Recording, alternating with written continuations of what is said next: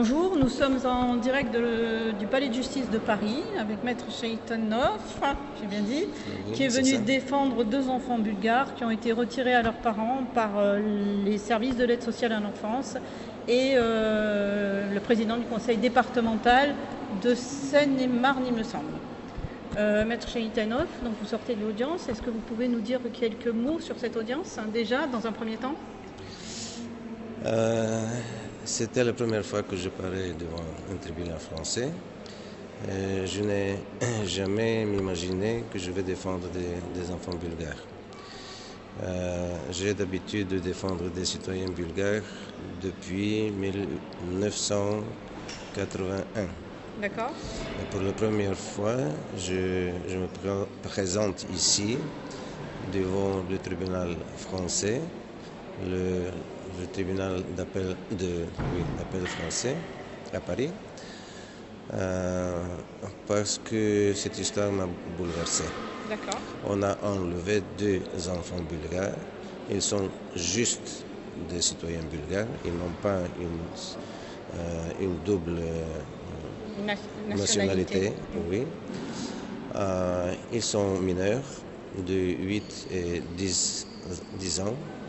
Ils ont été enlevés de leur famille sans évidence et sans argument profond. On a fait confiance des paroles d'un appelant anonyme, d'une directrice qui n'a jamais voulu nous rencontrer.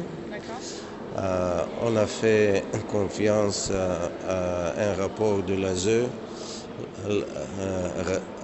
qui ne parle pas bulgare et les parents ils parlent seulement bulgare.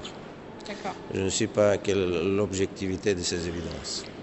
Alors, je suis. Tout à l'heure, vous m'avez dit que donc vous vouliez me parler un peu de la famille, de la famille bulgare par rapport à la famille française ou à la famille dans le cadre des pays européens. Est-ce que vous pouvez nous développer un peu, s'il vous plaît? Oui.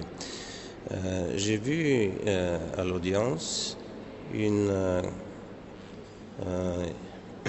différence, une très grande différence du type de famille française et bulgare. Chez vous, ici en France, vous préférez une famille assez libérale, avec des enfants qui ne sont pas tellement précieux pour leurs parents, qui ont leurs droits individuels au-dessus des droits de leurs parents. Et la conception de la famille bulgare, c'est que les parents et les enfants mineurs sont un ensemble. Il n'y a pas de divergence d'intérêt parmi les parents et les enfants. Et si on sépare les enfants de leurs parents, c'est de déchirer la famille. Parce qu'il n'y a une possibilité d'avoir une famille avec les enfants séparés des enfants. Ce n'est pas une famille, déjà. Oui. Et peut-être le but n'est pas de préserver le principe des intérêts supérieurs de l'enfant, parce que si c'était au fond de cette affaire juridique, on devait respecter l'individualité des enfants et des parents qui est gravement violée.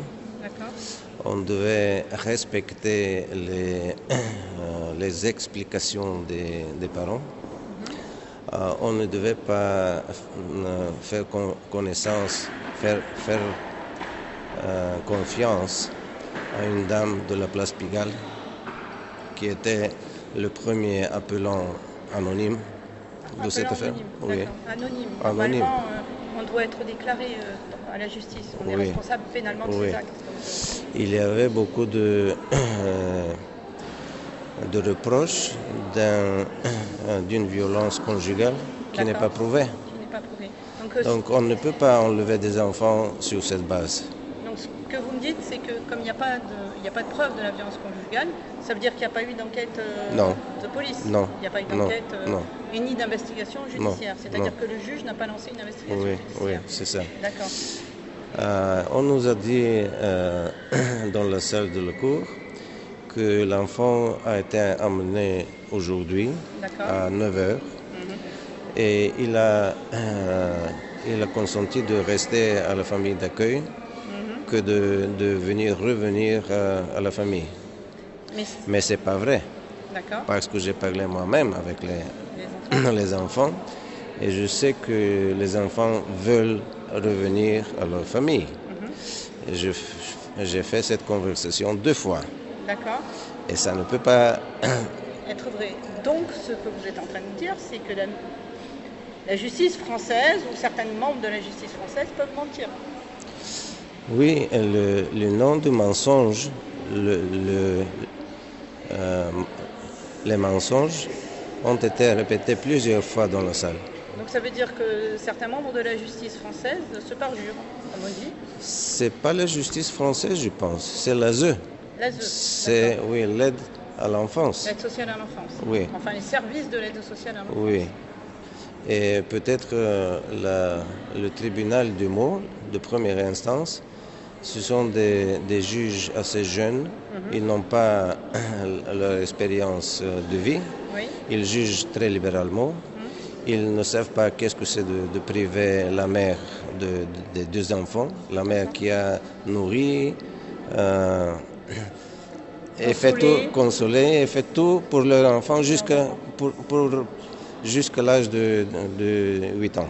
Mais est-ce qu'il n'appartient pas au juge, maître, de mener des investigations pour s'assurer que les propos à charge C'est obligatoire. Voilà. C'est obligatoire. Donc, ce qui semble se passer dans ce dossier, c'est obligatoire. C'est qu'on a oublié de mener les investigations. Et je vais vous dire encore une chose, que toute famille, d'après la Convention internationale des droits de l'enfant, toute famille, tout enfant a le droit d'avoir une famille et d'être aimé et d'être aimé, d'être entouré. Entouré, oui. C'est ça. Oui. C'est ça. C'est un article de la Convention internationale des droits de l'enfant. Exactement. Oui. Ce qui a été gravement violé. Gravement violé. Et j'espère que la justice française sera au niveau obligatoire. Il suivra ses principes. Parce que le juge doit impartialité, loyauté, honnêteté, et il le jure avant de prendre ses fonctions. Oui. Donc, j'ai l'espoir que la jurisprudence française sera au niveau. Je l'espère aussi parce qu'en fait, il y a de nombreuses familles qui sont exposées aux mêmes dérives judiciaires et aux prises avec ce qu'on appelle l'aide sociale à l'enfance. Donc j'espère bien que ça va évoluer. Est-ce que vous pensez que les droits fondamentaux humains de vos clients ont été violés? Bien sûr. Donc ils ont été violés selon vous par qui? Par les juges puisqu'ils n'ont pas respecté le principe de l'impartialité? Par l'ASE, premièrement, par l'ASE. Et deuxièmement, par le tribunal de première instance. D'accord, donc le tribunal de première instance porte une grande responsabilité. Oui, bien sûr, parce que cette responsabilité a pris 1 année et demie. Oui. Et les conséquences psychologiques des enfants sont énormes. Ils auront une durée très longue. Oui, donc vous pensez on ne va pas penser comme ça. Est-ce que la justice française vous a permis de programmer ce qu'on appelle une contre-expertise médicale ou psychologique des enfants? Est-ce que vous avez pu avoir accès aux enfants, les amener, les faire,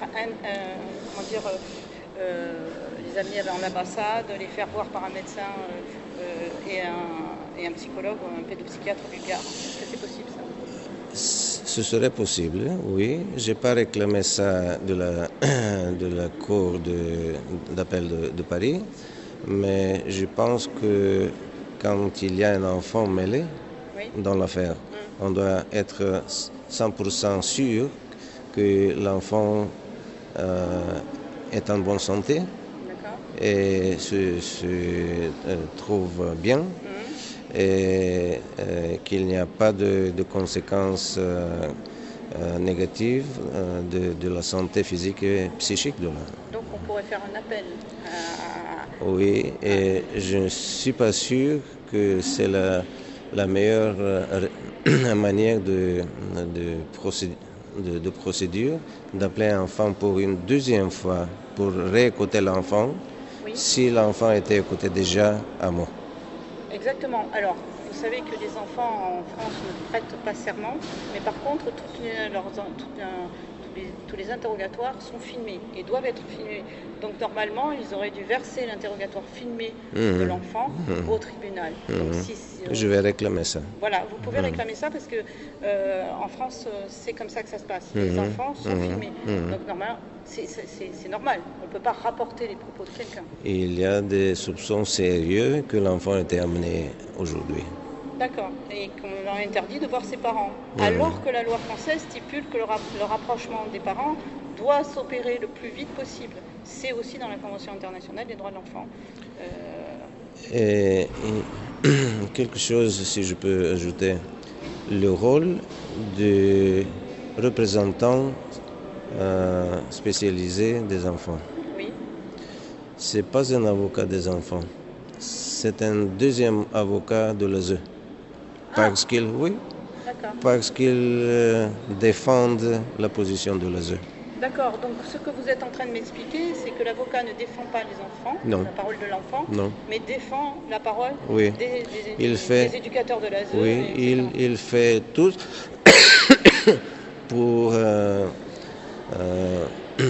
pour supporter la position de l'ASE. Et donc les enfants ne sont pas présents aux audiences, bien que les audiences soient à huis clos. Donc si les enfants ne sont pas là, les audiences devraient être publiques. Et donc on ne sait rien en fait de ce que pensent réellement les enfants. Oui, et je connais ce que pensent mes enfants. Oui. Je les nomme mes enfants parce qu'ils sont devenus les miennes. Les vôtres. Oui. Ils sont un peu tous. Je connais les enfants parce que j'ai parlé plusieurs fois avec eux. Ils ne veulent pas rester à la famille d'accueil. Donc vous allez revenir? Peut-être oui. Si on va au troisième niveau, oui. Troisième niveau de cassation, oui. Et le délibéré a lieu quand alors, vous savez? Ils vous ont donné une date butoir? Il y avait un rapport à cette audience que l'ASE a réclamé une prolongation de la période des enfants dans une famille d'accueil jusqu'à avril 2026. Et vous espérez que les parents pourront Et avoir j'ai objecté ça et j'ai voulu les libérer maintenant, tout de suite, parce que la responsabilité sera à l'ASE et la justice française. Et est-ce que vous pouvez nous dire un mot de l'état des parents? Parce que les parents ne s'expriment pas beaucoup, ils parlent bulgare, ils ont un peu de mal à s'exprimer en français. Est-ce que vous pouvez nous dire ce qu'eux ressentent, ce qu'eux ont vécu, ce que vivent tous les jours, le père, la mère? Ils sont déchirés par le malheur, ils sont déchirés. Ils ne peuvent plus se contenir et respecter un comportement plus social, mais ils ont à bout de leur force. D'accord. Donc ce que vous espérez, c'est que la justice entende ce cri de souffrance et rende les enfants, on peut l'espérer avant Noël, parce que les familles aimeraient être réunies à Noël. Et je pense que c'est la plus grande responsabilité du système judiciaire en France, de libérer le plus tôt possible les deux victimes, parce qu'ils sont des victimes. Ils sont des victimes, oui. D'accord. Est-ce que vous pensez, maître, puisque vous êtes bulgare, qu'on peut faire confiance à la justice française aujourd'hui? Oui, pourquoi pas, j'espère. Vous espérez? Mais je n'espère pas seulement, je nécessite des preuves. D'accord, donc vous avez raison, il faut que la justice française prouve qu'elle est à la hauteur de sa devise, liberté, égalité, fraternité, qui est écrite sur tous les frontons. Oui, c'est ça. On espère qu'elle va la respecter, ainsi que l'impartialité du juge. Oui, c'est ça. Bon, maître, je vous remercie infiniment. J'espère vous revoir bientôt.